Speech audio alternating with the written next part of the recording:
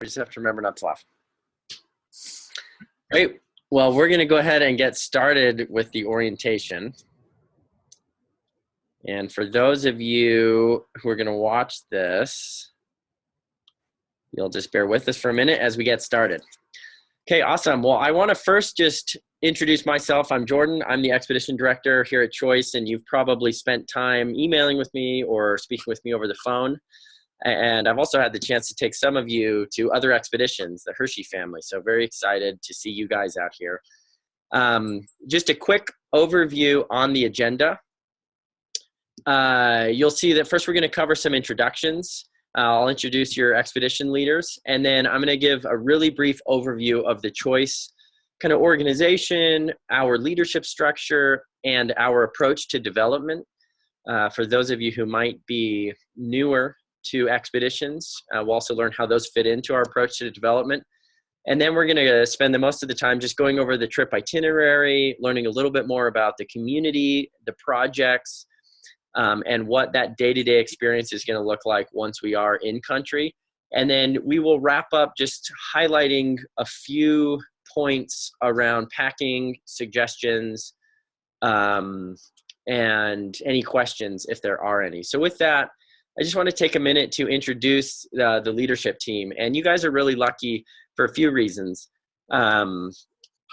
One, first I'll introduce Nacho, and then I'll let him maybe introduce himself.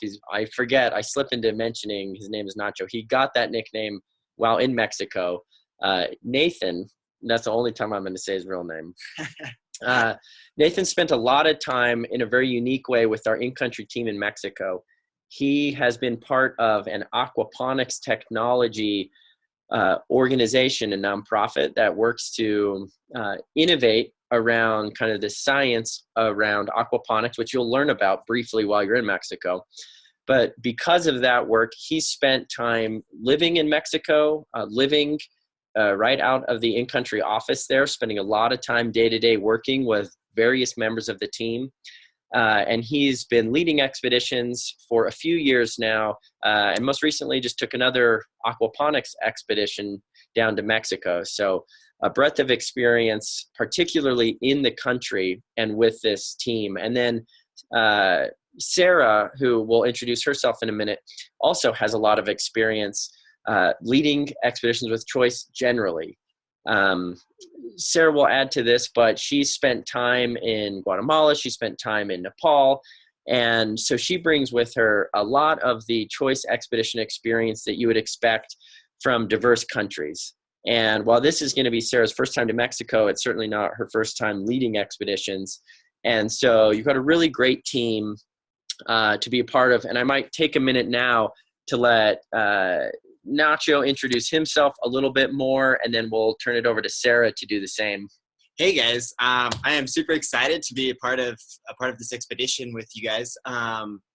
I've had the just really unique opportunity to get to know Juan and the in-country team down in Mexico over the last five or so years through different expeditions that I've been on, led, living with him and his family, and I think one of the things that makes Mexico such a unique and great country is that through Choice's model down there, Juan and his family they are Choice down there, and all his daughters and his wife and the whole situation down there is really encompassed in the passion that he has for what he does. And so I'm just really excited to get to meet you guys and let you guys experience this as well, and meet their team and meet us. So looking forward to it. All righty. Thank you. And Sarah, I'm going to try and add you in. Great. Do you want to introduce yourself, Sarah? Absolutely. My name is Sarah Worlton, and I absolutely love Choice. And I've been with Choice since 2009. Started off as a participant and going to Guatemala, and then I caught the Choice bug pretty hard, and I haven't been able to get rid of it. And I've been on expeditions to Guatemala and Nepal, and this is my 7th Choice expedition, so I'm very excited to co-lead with Nacho to Mexico. I love to travel, and I'm currently living in Denver and I really love the choice model and know that it works, and I'm excited to keep being a part of it. Wonderful, thank you.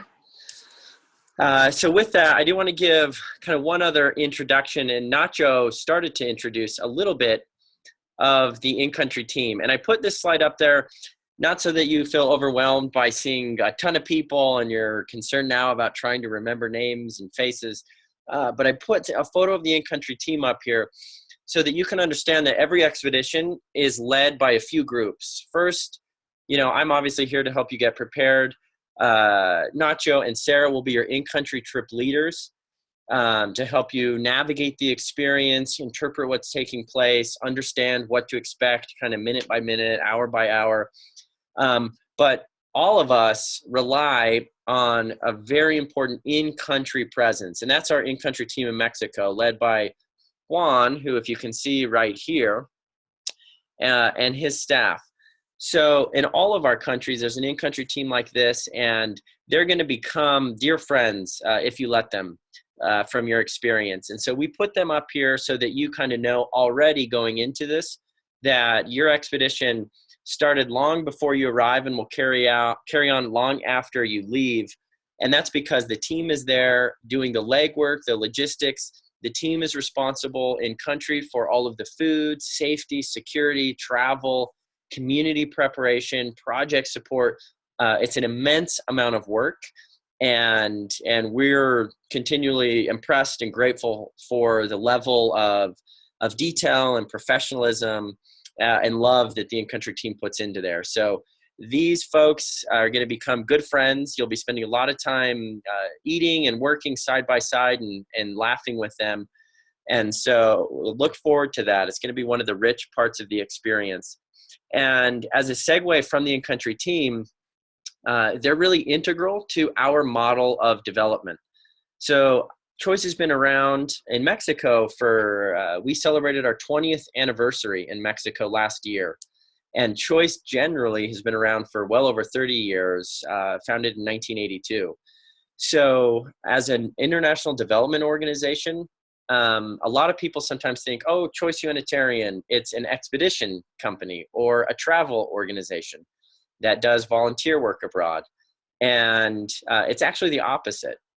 First and foremost, Choice Humanitarian is an international development organization.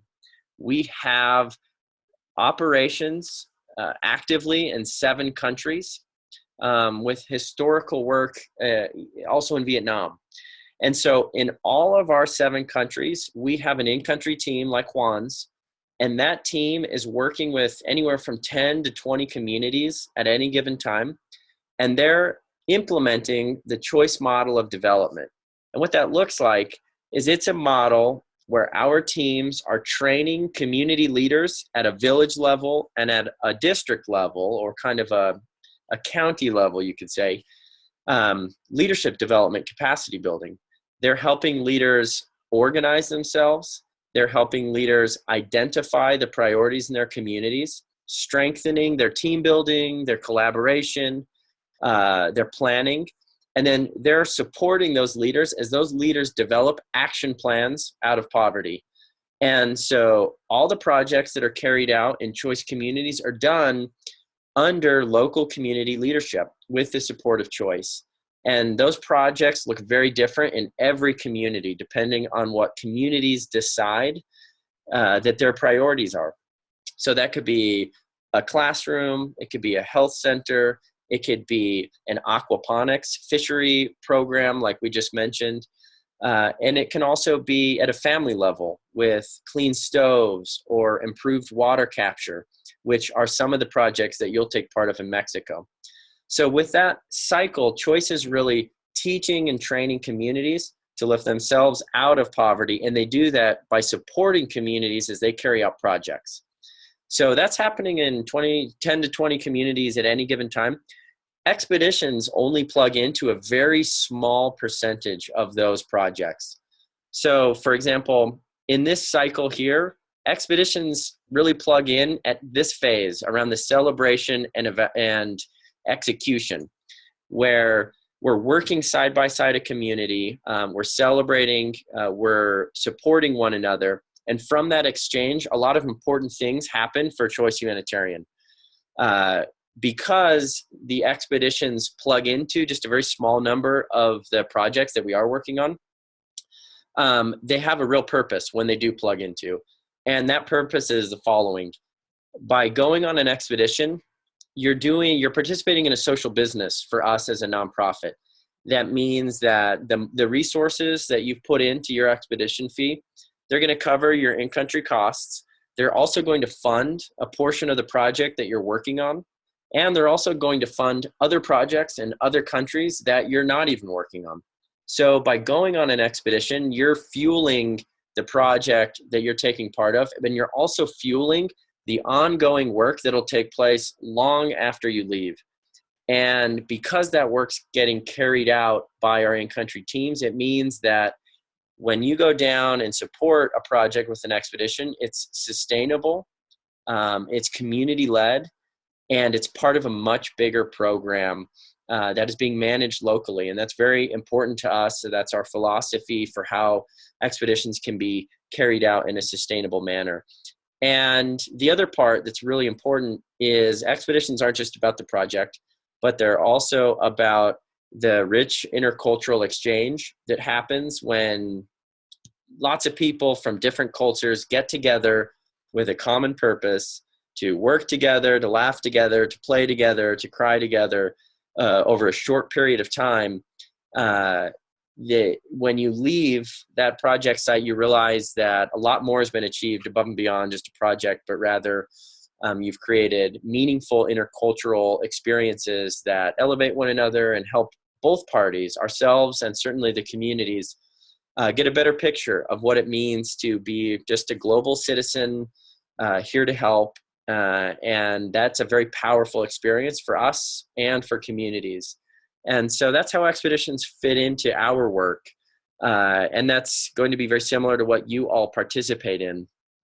Before we hop into the nuts and bolts of the itinerary, I just put this slide up here so that you can kind of right now reframe a little bit, or for some of you who've been on an expedition, this will look very familiar to you. The idea that this is not a traditional travel experience. This is not, a cruise package A, B, or C that is very predictable and very controllable.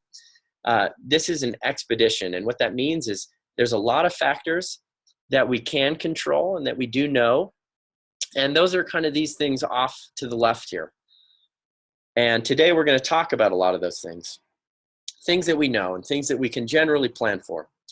But the sheer nature of going into a remote community and working in difficult conditions or unpredictable conditions, including weather, including community dynamics and our own health and things like that, it inherently means that this experience has a lot of stuff that we cannot control. And there's a lot of stuff that we can't even plan for. And those are the things off to the right. And so while we won't cover all of these right now, I put this up here so that you can start to get excited, rather not afraid, by the fact that this is an experience where you've got a lot of support by your leaders and in-country team, and they are there to help us collectively as a group navigate the changes when they happen, so that when the unknown factors like travel delays and project challenges and our own personal process of kind of unpacking what we're learning and understanding the challenges around poverty and our own circumstances and what does that all mean. Those are things we can't really predict, but collectively we will navigate that process together. And that's what makes this a one-of-a-kind experience. And your expedition will never be replicated in any other trip. And it's very rare in life, I think, to have these types of experiences. And I think that is hopefully what keeps you guys connected to Choice. And for those who've been, you are probably reflecting on maybe some of your previous expeditions and this dynamic. So with that, I'm going to turn it over to Nacho just to introduce us at a high level to Mexico and walk us through the itinerary So we can just cover, some of the flow there. And then from there, we'll dive into the project and also the community. Great. Thanks so much, Jordan. Here, I'm just going to pull this a little bit closer. So the Choice headquarters is in Guanajuato, in the city of Irapuato, which you can see is, well, it's not labeled on the map, but it's one you can. Oh, okay. Keep going. I can, if you want, I can. Oh, yeah, that'd be great. Oh, okay, cool. So Choice is headquartered here in Irapuato. And what they have there is a center with example projects of all the things that they've done over the past few years. And we'll get a chance to go there. Why don't I actually get to that during our itinerary? So when we arrive, you'll fly into León, Mexico, which is a really small airport. It's super easy to navigate. There's just one terminal. We'll all be getting in on the 11th. Me and Sarah will already be there the day before, so we'll be there to welcome you. We'll have big Choice signs. We'll make sure that everybody knows where to go. It's about a half an hour drive from there to the Choice Center in Irapuato, where we will spend that evening. We'll have dinner and we'll stay at a hotel there that night. And kind of just get to know each other. Then the next day, we'll have breakfast and we'll have group transportation to the center to go see all of the projects that they've been working on over the past few years and kind of get an idea of what Choice does and what projects we'll be working on throughout the week. After the lunch, we'll go to our community, which is La Concepcion.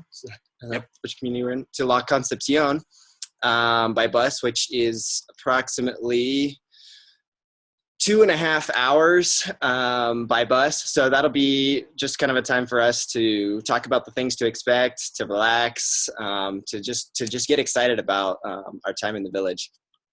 And then day 3 through 6 will be our project days, and I'll let Sarah tell you a little bit more about those. But that's where the rubber hits the road when we're learning about the community, we're learning about each other, we're learning about them, and hopefully growing a lot and growing through the experiences that we're having.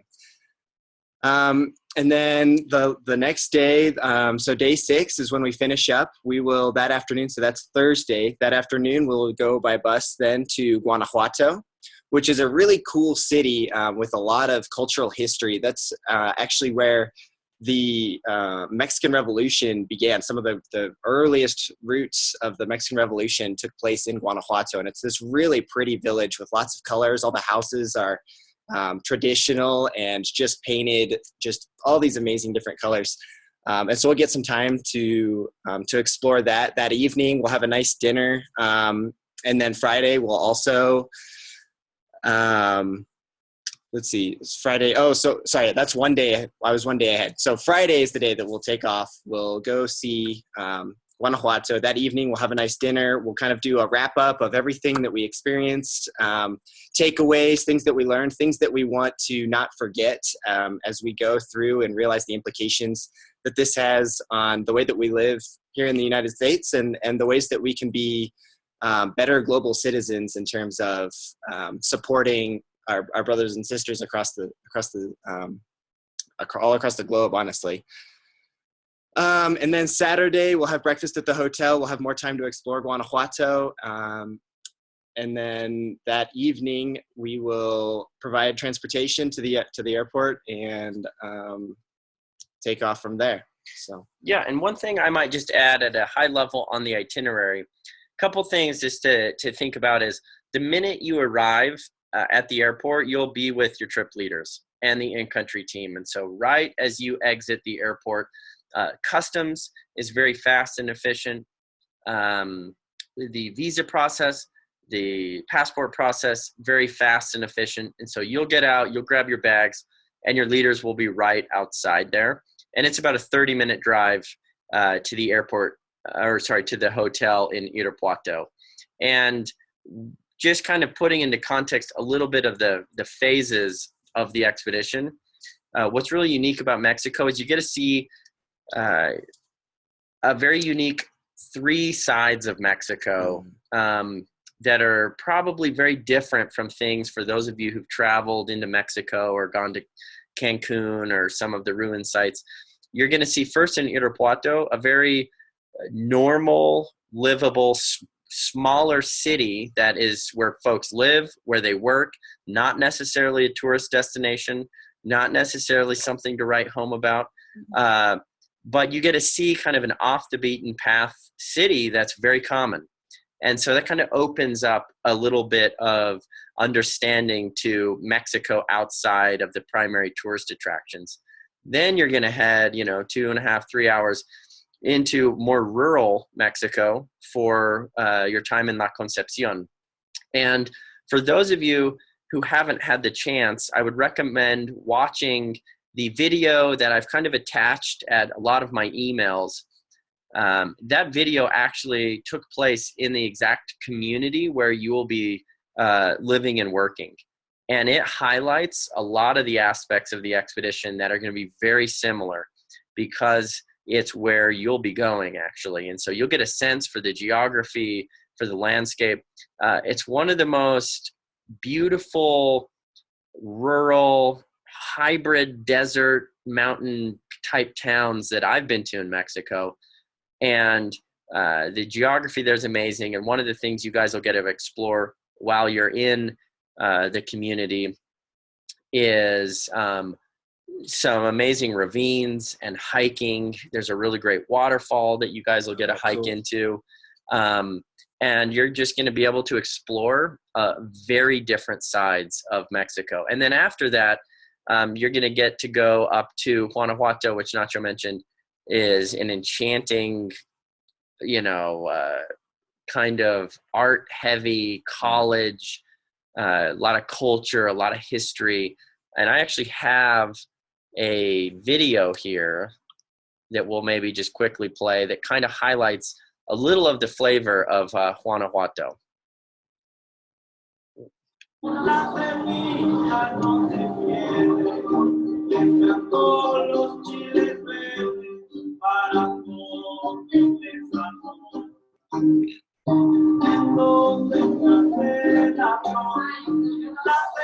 Okay, great.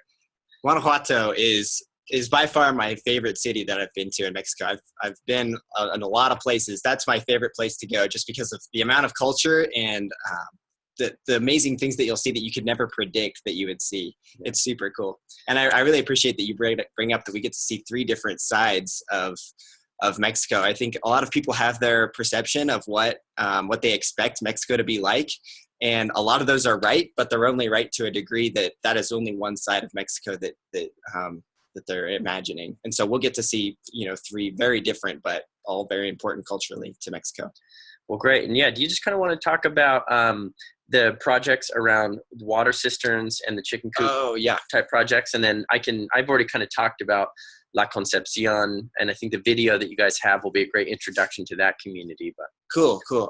So what we'll be working on is water cisterns and chicken coops, and these are pretty typical projects that we would do down there, and they're very important to the communities that we build them in. So La Concepcion, I would guess, is a family or a community of 20 to 30 families. I don't know, Jordan. Yeah, La Concepcion is broken into it's a little bit larger network of a community. It's broken into 2 smaller communities. One is called La Concepcion, or by nickname they call it La Concha. And then a little bit further down, it's about an hour walk or about a 20-minute ride on a dirt road. You'll get to the other part of the community, which is called Rincón de la Concha, or kind of like the little corner of La Concepcion. And so Choice works in both of these areas. And in each one, there's about 1,000 individuals. And I don't know exactly how many families that is, but within each one, it's about 20 to 40 families broken out in a number of zones. Usually fairly spread out. The families will be spaced out, not like a small town in the United States. So we'll be working on water cisterns and chicken coops, and what that process kind of involves is putting together a chicken wire and wire mesh, and then plastering it with cement, a cement mix, which is a really typical way to do construction projects in Mexico. And I'll tell you, they've got it down to a T. They can build anything out of this project, or out of this construction method, I should say. And we'll essentially be building these for the families that have been a part of Choice for some time through this project that we call the savings box, the women's savings box. And for them to be a candidate to receive a project like this, they need to have put money into a savings box over an amount of time, which doesn't normally add up to a significant monetary contribution in terms of what the costs of the project are, but it's a significant investment for them to say that they're willing to take care of this project, and that it has a lot of meaning for them.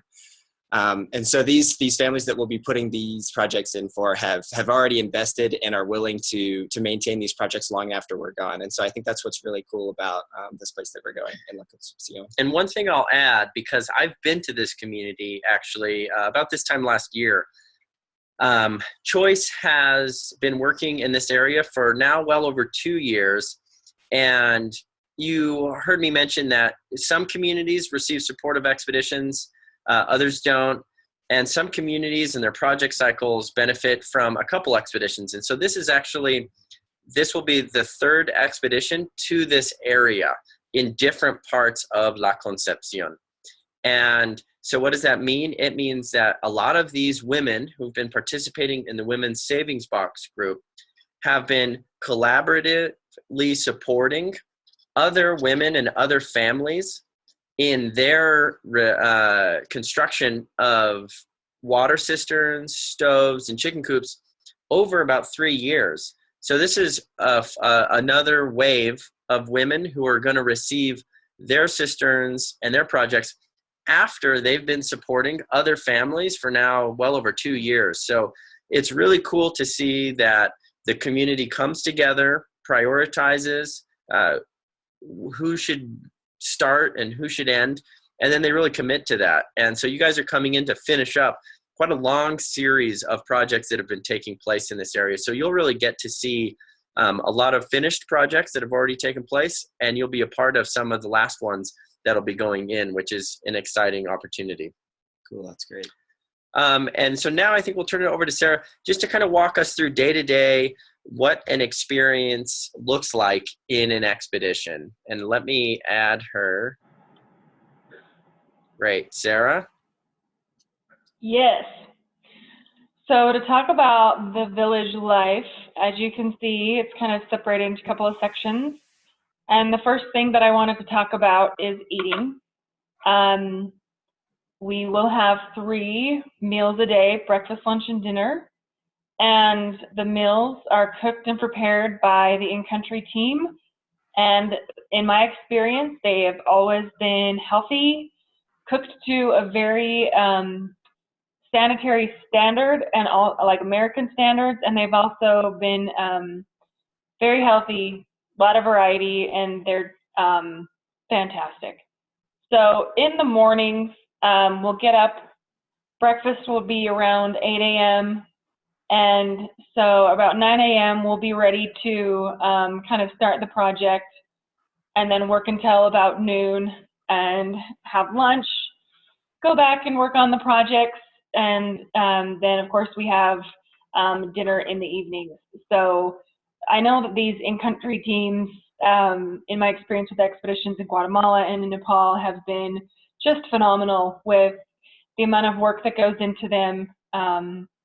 And if they serve tortillas, which I'm sure they will, it's always fun to go learn how to make them. And there's a certain just so how they make tortillas. So that's something that if you want to learn how to make, I'm sure someone will teach you how to do that. So that's always something to add to the experience that the food is. You'll be well fed.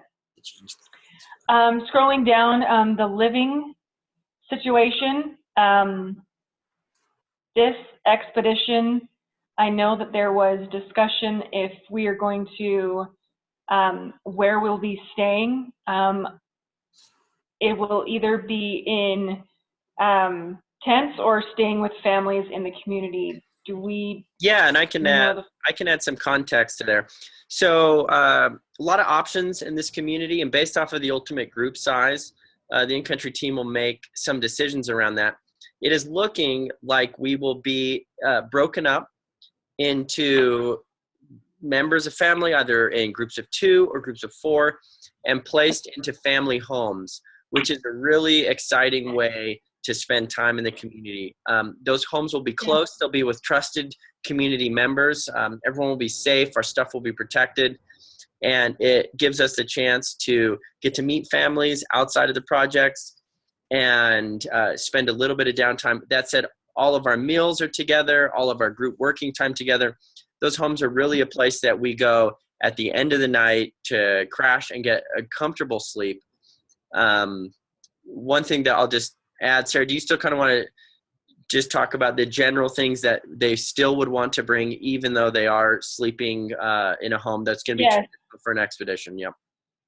Yeah, so I would highly recommend a good air mattress or some sort of sleeping foam that you can easily travel with, a sleeping bag, a pillow. I usually use a blow-up pillow or a neck pillow. That's easy to pack, easy to travel with, and I've always been very comfortable there. So that's cool that we're staying with families. That's a good cultural exchange there.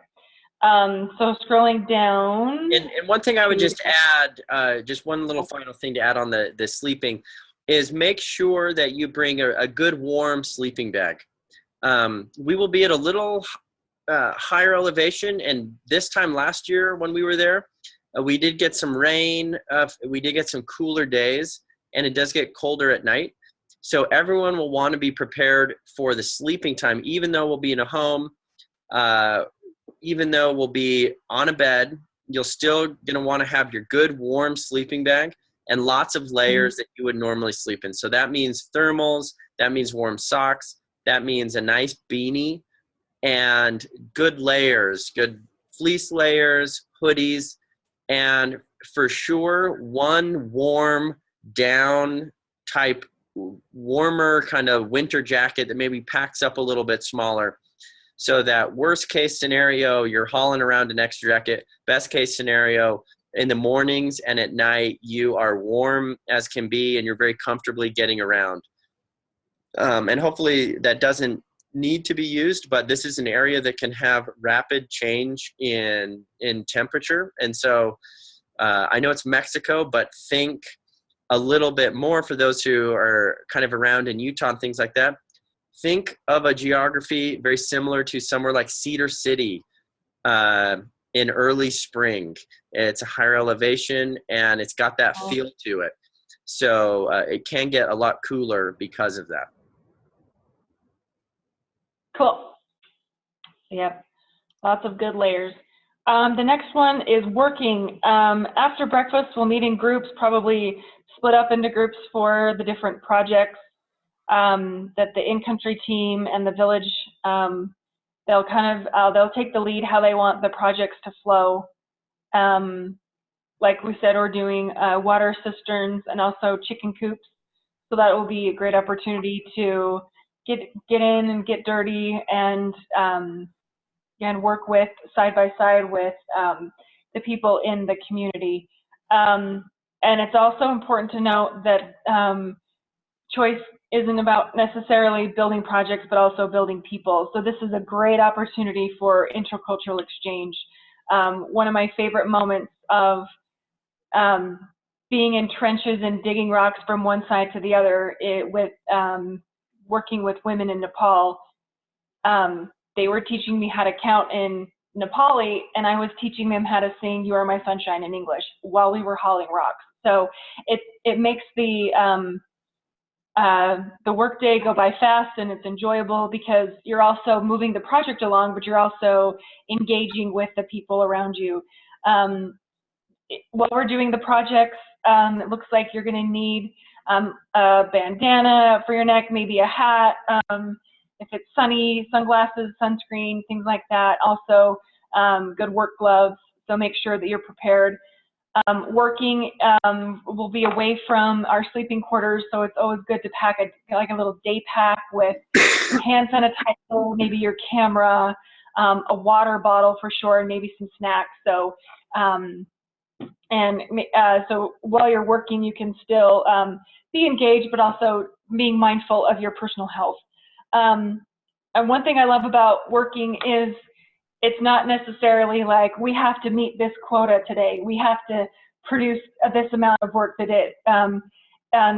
It's at a different pace. And so if you see that, we see this picture down here, so this kind of goes into the playing a little bit, that maybe you want to stop working for 20 minutes and play jump rope or something. And it's all part of the full experience. So make sure that you're drinking plenty of water while we're working, being engaged around you. Make sure to stop if you're tired. Don't overexert yourself. It's a great way to see how the village kind of owns their process. And again, it's not about building projects, it's about building people and having fun. This is the funnest part. Like, you'll be tired, you'll be dirty, you might be sore at the end of the day, but and you might think, oh, I've never mixed cement in my life, I'm not very strong. Like, I'm not either, but let's go have fun. And it's always good to just dive in and get dirty. So that kind of goes into place. Learning, what I love about these choice villages, one of the many things, is it's an opportunity to learn their process and to learn how they are making their community a better place. And it's a great way to learn from each other and to learn the way that their village functions. It's always good to teach them a song or to have them teach you something. It creates value, it creates a bond. And when we go to the Choice Center, this is a great way to learn how the Choice Center, the kind of work that they're doing there, about why we're doing the projects that we're doing. And it's a great way. And if you don't know why something is rolling a certain way, or ask questions. Always ask questions. There's gonna, it's a different culture, it's a different language. So always ask questions to be engaged there. The next one down is celebration. This is celebrating the week after we've spent time together, working and learning and playing. And it's always a great time. There's always dancing and music and exchanging with the kids. I've been in villages during New Year's Eve, and there's always great fireworks. So this is a good part of the choice model, the choice cycle, to come together to show appreciation for each other in this beautiful thing that we've shared together. Anything you want to add on learning or celebrating, Jordan or Nacho? No, okay. That's great. Sarah hit home all the great points to feel very comfortable to ask questions, to engage. So a lot of learning will be informal and happen as you're out learning and rubbing shoulders with community members and this choice team. But there will also be some more structured opportunities to learn, where we'll sit down at night and regroup after a dinner, or we'll get together in the morning before a project time starts off, and we'll have the opportunity at the Choice Center to also learn in kind of a tour type way about all the projects that they're working on and kind of how the team functions there and a little bit about its history. So that's a fun time to take advantage of this time in country and just ask as many questions, absorb as much information as you can. Giving it back to you, Sarah. So there's three main components of this successful expeditioner, and you'll see that they're all kind of intertwined together. The first one is flexibility. There's lots of things that could be unknown, like we touched on before. Time that project starts, transportation, maybe stopping to play a game. Growing up, my mom would always say, just roll with the punches when things don't go as expected. So just remember to be flexible with anything that comes along, and it'll help you enjoy your expedition. You can always say to yourself, it's all part of the experience. It's all part of the experience. I'm going to be saying that a lot. The next section is keeping a sense of humor, keeping lighthearted, like the weather, it can change rapidly. So if we say, someday we're going to laugh about this when I just fell in the mud, in Nepal, I fell in a trench and I tore my ACL. I'll tell you the full story later, but I had to really keep my sense of humor and be like, oh guys, I'm fine, even though I was in extreme pain. And I had to be able to keep a light heart and say, it's all part of the experience. Even though I hurt my knee really bad, I am still going to keep a sense of humor and keep a light heart. It helps keep the mood light and happy. Mindfulness.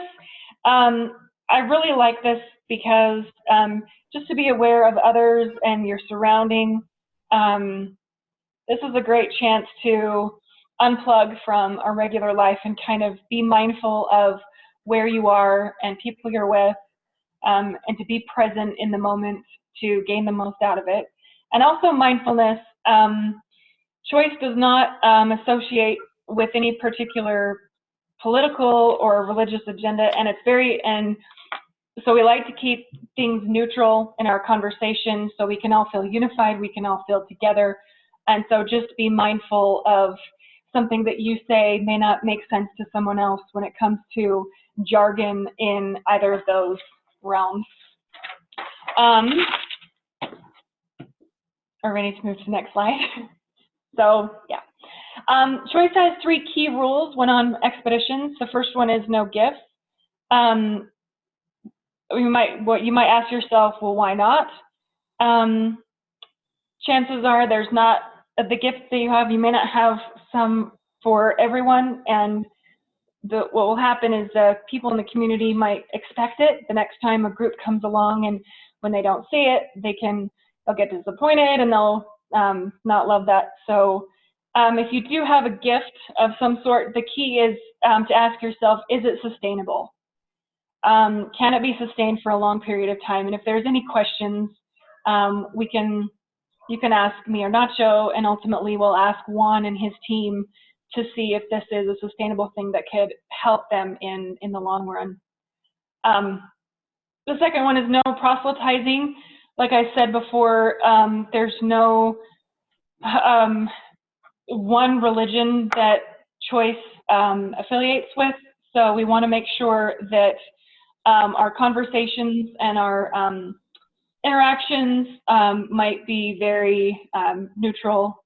You might want to know that Choice is centered in Utah, and there's a lot of people of the LDS faith there, so you might want to think, I'm going to hand out Book of Mormon to all these people, and I'm going to teach them everything, so you want to make sure to kind of just stay away from that. The third one is no promises. In my experience with expeditions, your heart just opens up and it just grows. And, I have pictures in my office here at work of my first expedition, and you might want to say, oh, I promise I'll come back. Oh, I promise I will. And even though the intentions are good, the chances of that actually happening is very slim, and we want to make sure that we don't create any false hopes or, oh, I promise I'll come back and adopt you, or things like that. So we want to make sure that we can say things like, I've loved this time with you. Let's get a picture. Let's enjoy the moment while we're having it. Instead of creating promises that, though good the intentions may be good, but the reality of fulfilling it is slim. And so we want to just make sure to maintain proper expectations. So just love them while you're there. That's kind of what I wanted to share. Yeah, that's great, Sarah. I'm just going to add one item that usually comes up as a question from people around gifts is the idea of, well, what can I bring? And what types of things are helpful to bring, and how do we leave them? So Sarah mentioned really clearly why we don't do individual gift giving, bouncy balls, candy, anything of that nature, because we simply don't have enough for everyone. And also because that's not the expectation of the community members. They're not waiting for handouts. They don't view us as a group coming to give handouts. They don't view themselves as a group who needs them. And so we want to honor that and respect that. But there are a lot of great things that we can bring.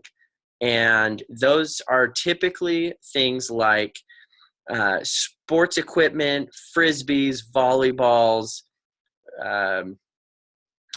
soccer balls, finger and face paint, nail polish, bubbles. We definitely jump ropes. We encourage you to bring things that facilitate interaction, that facilitate experiences and memories. And then you can be out at lunch getting your soccer ball and creating opportunities to play, or playing with bubbles with kids at a project. And then after that, you just go ahead and take that back, keep it with you to continue to use in other instances. And then at the end of the expedition, we can find the appropriate channels to give anything that we might have brought to the school typically, or to the community leadership or the Women's Savings Box group, for example. And that's an appropriate way to leave something for the benefit of everyone in the community, rather than individually trying to give things that will ultimately create more challenges and contention and frustrations than they do help the situation. So those items are listed in the packing appendix. Have a look at that. Any questions around what to bring, what not to bring, feel free to reach out to us. I know Crystal is a wonderful author of children's books, and last time she was able to bring some of those, and we used those to read, and I did my best to interpret those.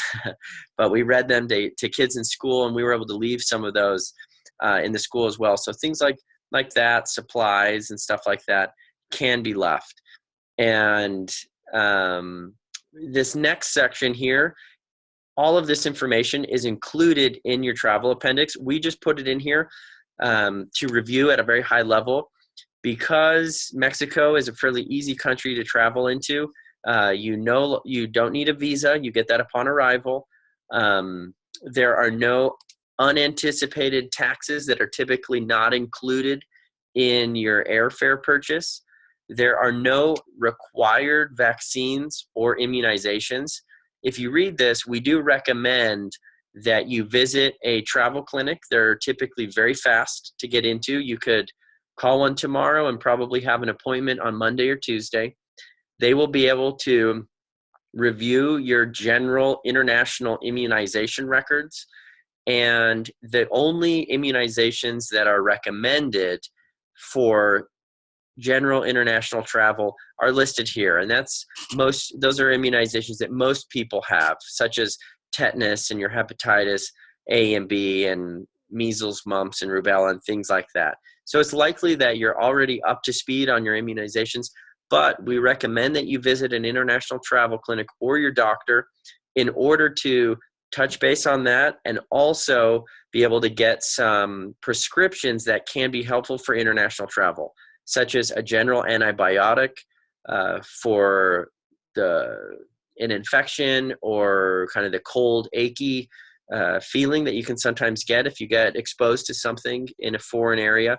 Also for stomach bugs and issues and things like that. So traditional antibiotics that are common to get when traveling abroad would be Cipro, Z-Pak, and we won't be traveling very complicated roads for very long periods of time. So motion sickness shouldn't be a big concern for folks, but feel free to bring things like Dramamine or other motion sickness pills if you struggle with that. We'll be kind of in smaller mini buses for a couple hours on both ends of the expedition, but otherwise not a lot of car travel. And other types of information, currency, it's best to get it upon arrival in the airport, right out of the ATM.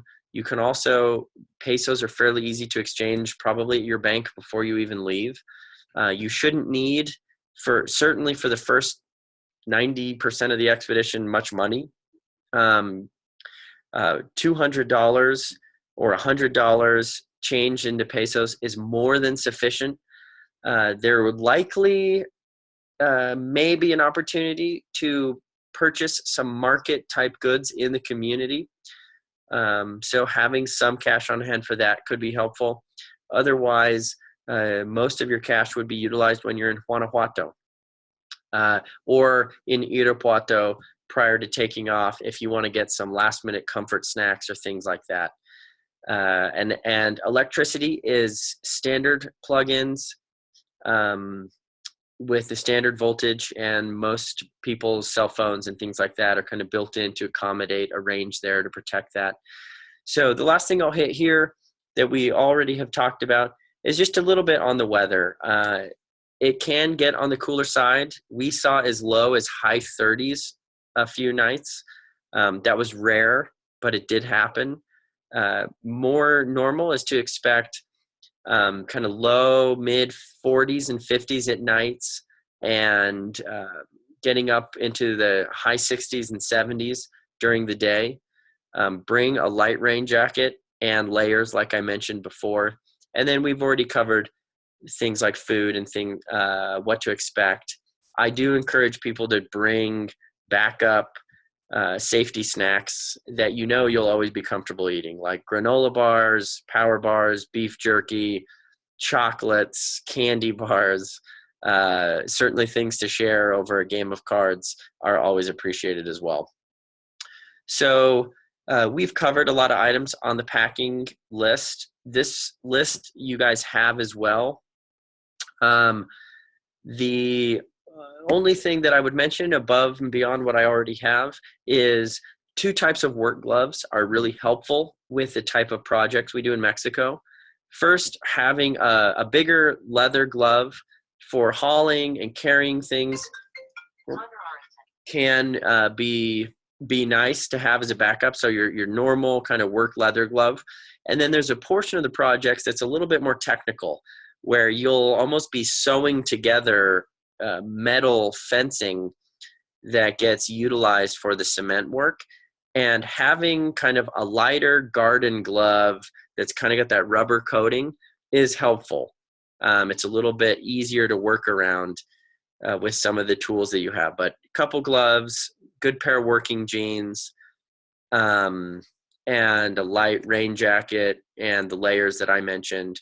And then just review this list. There's more than you will probably need on it, but it's always better to show up with more than you'll need than certainly less. Packing wise, you don't need to buy any specific luggage for this trip, because we will have buses and be able to be transported right into where we'll be staying. You won't need to carry your luggage any further than you typically would traveling. That said, you'll be getting in and out of your luggage quite a bit, particularly, the first couple days you're moving around a bit, packing up, getting in and out. It can be helpful to have a big duffel bag with some zip compartment bags for clothing and pants and socks. Those can be easy to get in and out of. Not necessary, but I find that those help people stay organized and help them get in and out of their stuff without making too many messes. And then things like hats, sunscreens, sunglasses, also very helpful as well. Sarah or Nacho, is there anything you would add or highlight from the packing list to keep it fresh on people's minds?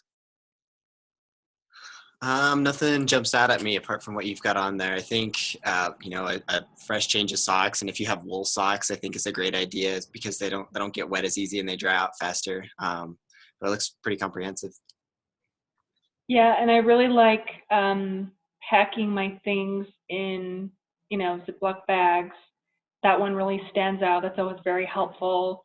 And I always bring like a plastic grocery sack to put dirty clothes, dirty underwear in, so I can keep it locked up, so I can keep it separate from all my clean things. So yeah, those things. And also, I think it's on here somewhere, but a fresh club outfit for the plane ride home that doesn't get touched. You'll be so grateful to see something clean, and people on the plane will thank you. Yeah. So kind of keep it separate, or hey, go to Guanajuato and buy a T-shirt and wear that home. I've done that many times, but yeah, the big things like comfort snacks,